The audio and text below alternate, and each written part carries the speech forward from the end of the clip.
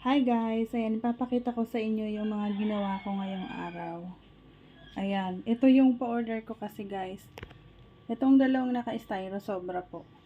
So, itong puto cheese na 29 pieces. Puto cheese 60 pieces.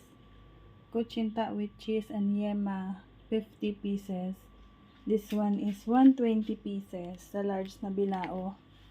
At ito ay 50 pesos. Ang kasama nito guys ay yung kuchinta. Tapos ito po ang chiffon cake para sa yama cake. Ayan. Sa lahat po ng aking tagas-baybay sa channel, maraming salamat po.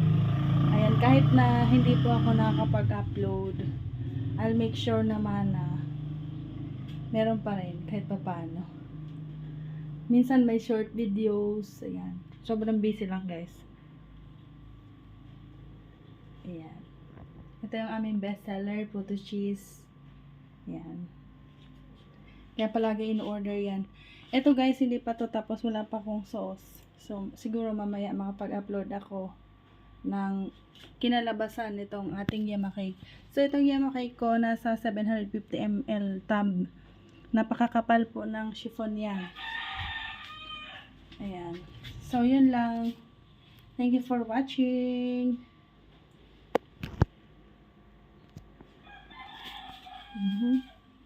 Ayan.